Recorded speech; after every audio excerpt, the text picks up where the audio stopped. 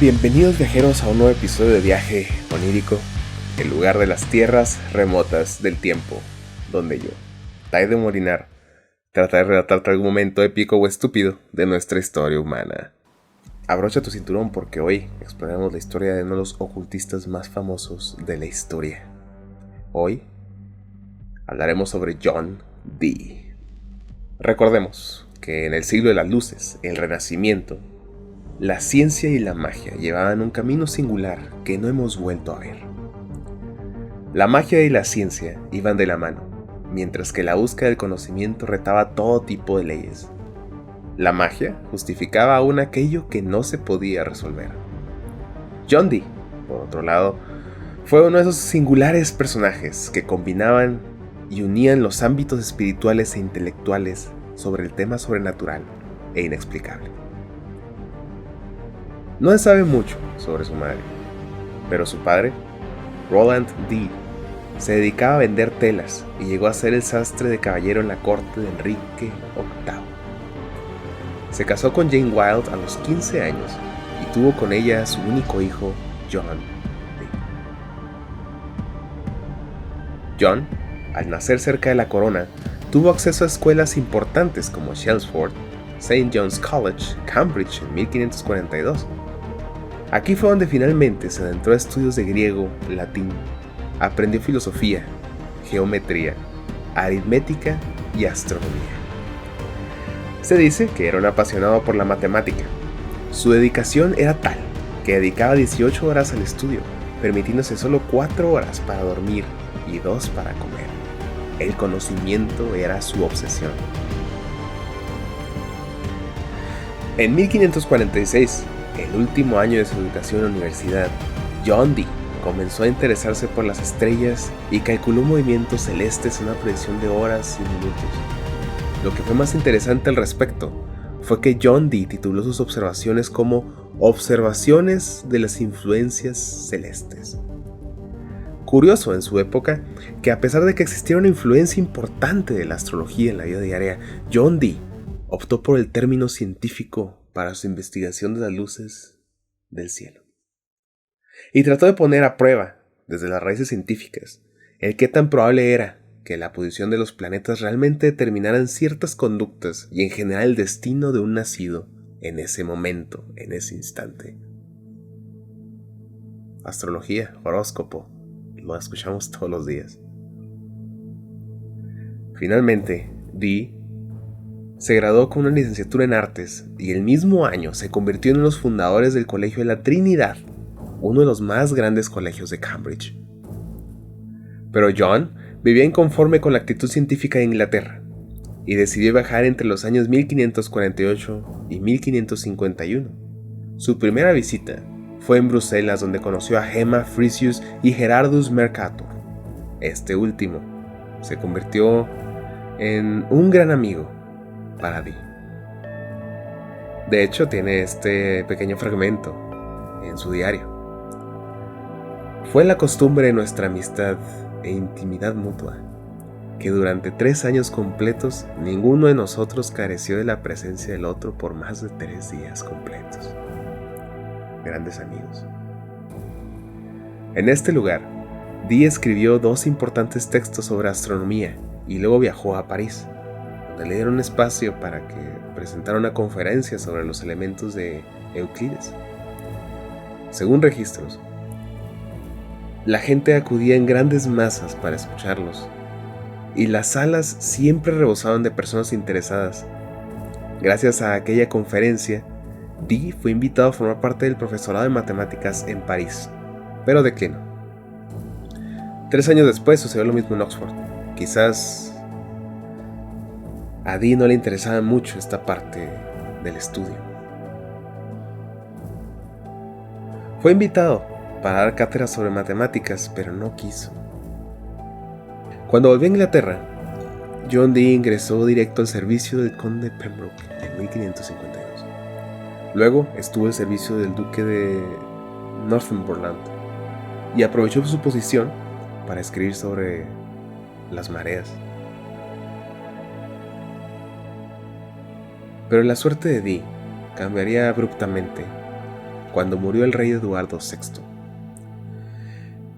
Cuando muere este rey, existe una contienda política entre católicos y protestantes que buscaban tener el favor en la sucesión de Inglaterra. En esta ocasión, la reina María ascendió al trono. Ella era católica. Esto puso en problema a los protestantes. La reina inició una campaña para arrestarlos y quitarles sus bienes, así como llenarlos de impuestos. Uno de estos protestantes arrestados fue el padre de John Dee. Le quitaron su posición en la corte y le quitaron toda su riqueza que arruinó los planes de John Dee para continuar sus estudios científicos sin preocupaciones por ganar dinero, porque esta posición en la corona le daba infinidad de accesos y sobre todo financiero, pero sin él, John Dee tendría que ponerse a trabajar. Esta gran fortuna que le arrebató la corona no fue el final de los problemas que tuvo John Dee. Después, con la cacería de brujas renovada, John Dee fue arrestado en 1555 por el delito de calcular el horóscopo de la reina y su hermana. Y al encontrar sus fórmulas matemáticas en un grave retroceso intelectual por la Inquisición, los inquisidores consideraron las fórmulas como brujería y se le agregó la acusación de la posesión de poderes mágicos. Absurdo. Aunque sí tenían un poco de razón en que John Dee estaba empezando a inmiscuirse en los temas de lo oculto. Dee fue liberado en agosto solo para encontrar todos sus libros sobre matemática quemados, sus fuentes de ingreso eliminadas. Pero aún así, Dee usó sus contactos para volver a tener una audiencia con la reina en 1556 y le presentó un plan para crear una biblioteca nacional para poder preservar el conocimiento de los libros que consideraba importantes al acceso de todos, porque todos tenían derecho a acceder al conocimiento según su filosofía. Lamentablemente, la corona no le apoyó, pero Dee invirtió lo que le quedaba de dinero para crear su propia biblioteca. La reina María muere en 1558 y su sucesora es la reina Isabel I, protestante. De nuevo, esta coronación que surge, que de hecho John Dee, utilizando sus cálculos matemáticos, sus poderes místicos sobre sus estudios astrológicos, determina, con ayuda de ellos, la fecha apropiada para la coronación de Isabel I. Isabel, no se sabe muy bien qué fue lo que Isabel vio en John Dee, pero John Dee e Isabel se volvieron muy cercanos. Isabel confiaba tanto en este hombre que lo convirtió en el consejero principal de su corte. Y también recientemente se descubrió que sirvió como espía para la corona. Durante los primeros 5 años del reinado de Isabel, Dee, con el favor de la corona, fue a conseguir los libros para su biblioteca, pero sus estudios comenzaron a ir más allá de las matemáticas. Pronto su interés fue directo sobre la codificación y la magia. Según Dee, su objetivo era comprender las verdades últimas del universo. Gracias a esto, John Dee regresó a Inglaterra con grandes conocimientos que lo dejaron como el mejor consejero de la reina Isabel. Su tutela le permitió acceder a ciertos favores financieros para apoyar sus estudios, pero lamentablemente no fue suficiente. John Dee tuvo que vender lo que le quedaba de propiedades y vivir con su madre en 1566. Por supuesto, en la nueva casa, no tardó en llenar aquella casa de libros extraños, instrumentos astronómicos y algunos relojes de precisión.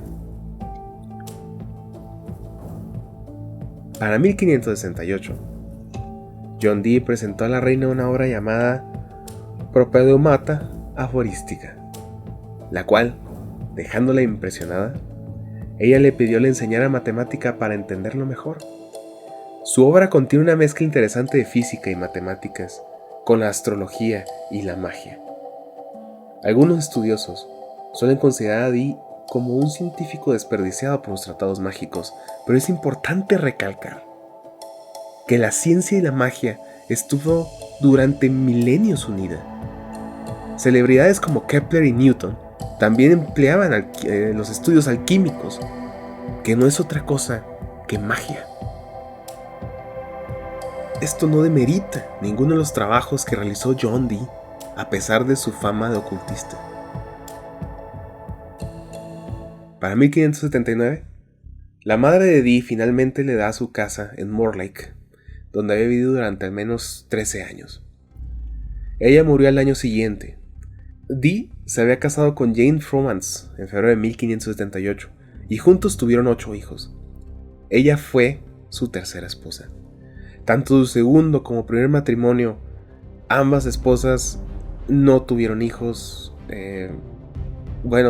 Se tuvo que tuvieron hijos, pero no sobrevivieron. Se sabe muy poco sobre sus esposas, al menos sus primeros matrimonios, pero este tercero fue muy fructífero, ya que en él tuvo sus 8 hijos. Pero ese no fue el cambio más grande en la vida de John Dee. John Dee, para 1582, conoce a un medium llamado Edward Kelly. Este hombre cambia la vida de Dee porque él llega con John Dee para afirmarle que puede contactar ángeles y espíritus mirando una bola de cristal.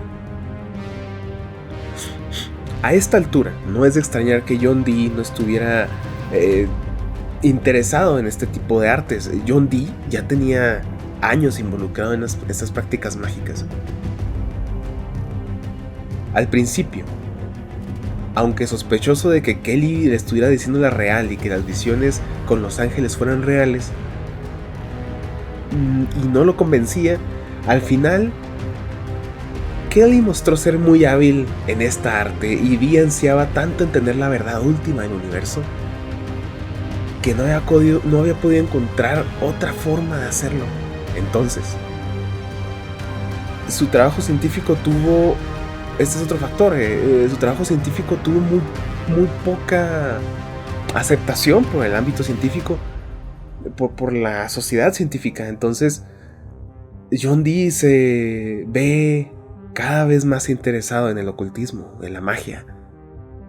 Y este último factor es el que hace que John Dee conecte con Kelly para finalmente comenzar a hacer los registros más famosos de John Dee.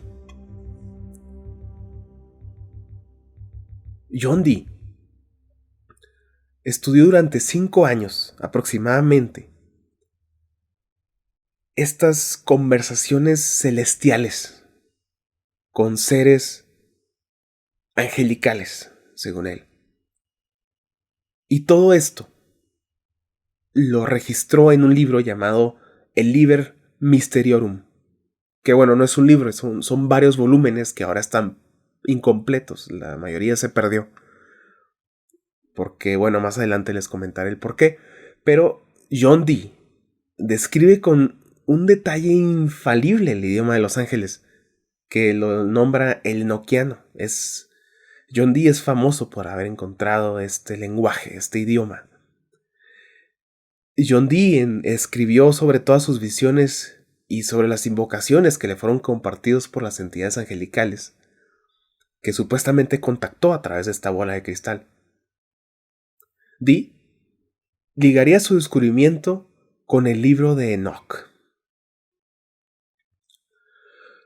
Este fue un libro prohibido, que es considerado apócrifo por la iglesia.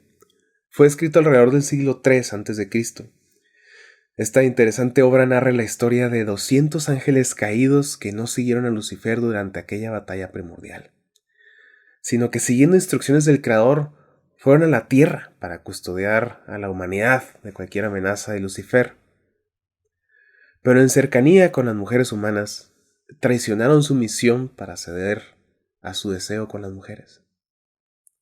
Fruto de aquel pecado, los Nefilim fueron los seres que nacieron. Los Nefilim eran descritos como seres sumamente poderosos, más poderosos que los seres humanos. Y estos seres ocasionaron una destrucción horripilante en la humanidad. Llevaron a la humanidad al borde de la extinción, según este libro de Enoch. Entonces el arcángel Miguel reunió a los ejércitos celestiales y aquí es donde ocurre la segunda guerra de los ángeles. Los Nefilim fueron exterminados y el destino de los 200 ángeles fue incierta. Pero toda esta historia fue escrita gracias a Enoc, el abuelo de Noé. Así es, el mismo que construyó el arca cuando ocurrió aquella gran inundación. Fue Enoc quien visitó el cielo para descubrir estas visiones. El libro Enoc fue eliminado del canon cristiano oficialmente en el concilio de la Odisea en el 360 y 364 después de Cristo. Reapareció en el siglo XVIII gracias a los francmasones escoceses y Jane Bruce, un viajero que logró tener, sabrá Dios cómo, 3 copias de este libro. Y una de estas copias fue la que pasó por las manos del doctor John Dee, quien se cree, inspirado a esto, logró hacer este tratado sobre el lenguaje, el idioma de Enoch. Pues sí, el enoquiano. Sin embargo, hay otro aspecto que me gustaría resaltar. Y es que para Dee había muchos métodos para contactar con estas entidades celestiales. Pero el más interesante, y el que está ligado increíblemente a los aztecas, es el hecho de que usaba en sus sesiones espiritistas un espejo de obsidiana, que resultó tener este origen insólito, de haber viajado desde las tierras aztecas para llegar a él, supuestamente a través del arcángel Uriel, con instrucciones muy precisas sobre cómo convertir este objeto mágico, en la piedra filosofal. La piedra filosofal, seguramente la has escuchado de Harry Potter o no sé, si te gusta la magia, descubrirás que este es un objeto muy preciado para el alquimista, una piedra que al parecer es un objeto que te permite tener inmortalidad y convertir el plomo en oro, que al final esa era la meta del alquimista, convertir el metal, cualquier metal, en oro. Un tema muy interesante que sin duda vamos a profundizar en otra ocasión. Casualmente, este tipo de espejos de obsidianas sí eran utilizados por los aztecas para contactar a otras entidades. En este caso era al dios Tezcatlipoca. Y de esta forma podían recibir visiones del futuro. Quizás la idea de John Dee no estaba tan descabellada.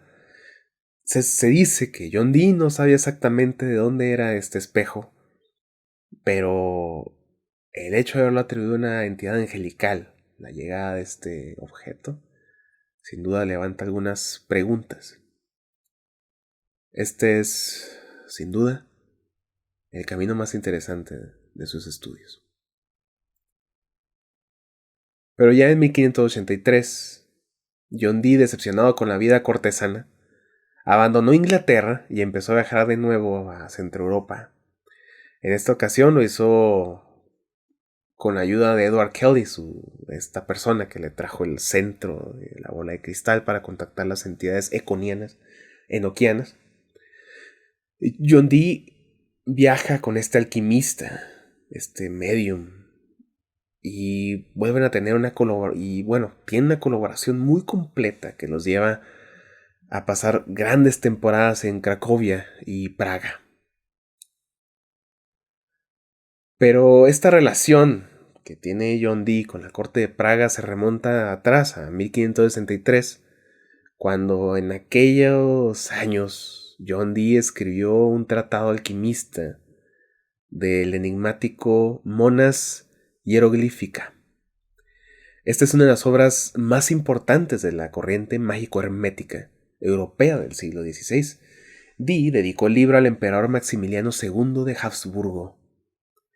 Dee ofreció este manuscrito al propio Rodolfo II, que era el hijo de Maximiliano, y en esta obra Dee plasmó un símbolo esotérico que representa la luna, el sol, los elementos y el fuego.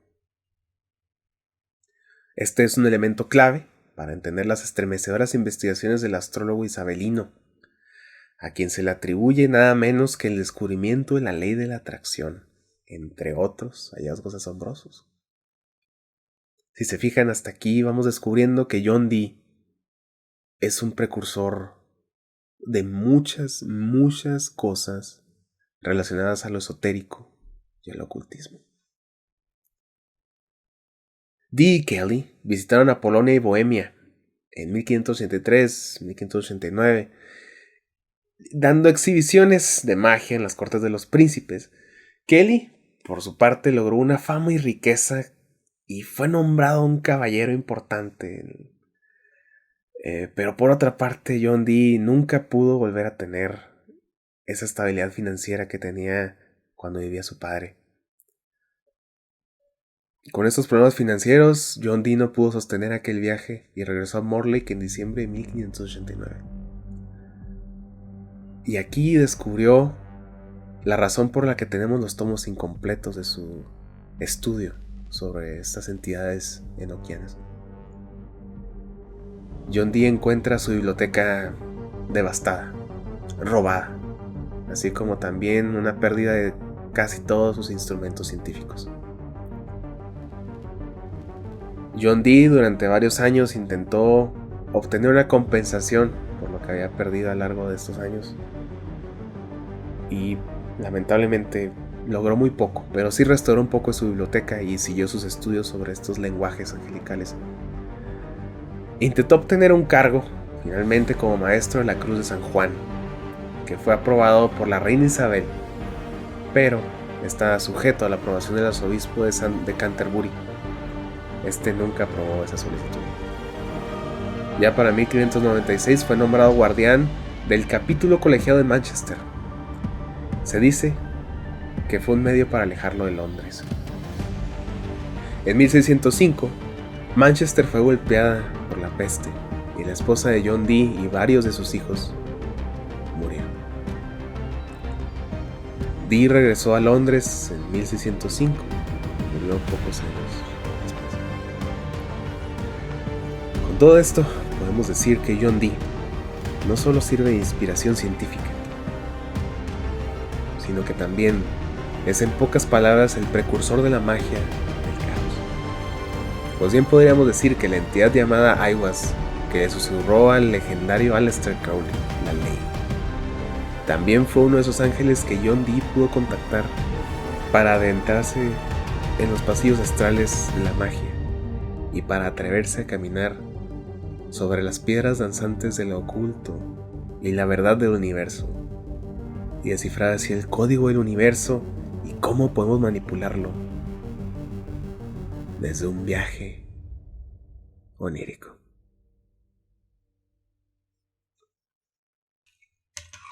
Viajero, hasta aquí, ¿qué te ha parecido esta investigación? Me parece que John Dee es una persona muy interesante. Personalmente creo que tiene una historia fascinante. Ser espía de la corona, parte de la corte de Isabel, yo creo que deja a John Dee en un espacio muy, muy intrigante sobre el ocultismo y sobre sus aportaciones para la magia hermética que hoy en día parece tener un crecimiento popular mediante la magia del caos. Te invito a que leas un poco sobre sus escritos y quién sabe, a lo mejor encuentras ese código que te permita atraer aquello que más deseas. Por lo pronto, déjame un like, si te ha gustado, por supuesto, síguenos, suscríbete y por qué no ponerle ahí a la campanita para que te salga una alerta cada vez que subimos un video. Tenemos, por supuesto, nos puedes escuchar en Spotify, Acast, estamos en Google Podcast, Apple Podcast y demás. Todos los links están aquí en el canal de YouTube. Te invito a que te des un paseo también por Facebook. Estamos como Viaje Onírico. En Instagram estamos como Viaje-Onírico. Y nada, viajero, espero que te haya encantado este episodio. Espero que lo hayas disfrutado. Y espero que te haya gustado esta pequeña anécdota sobre este personaje enigmático. Que pases una excelente noche.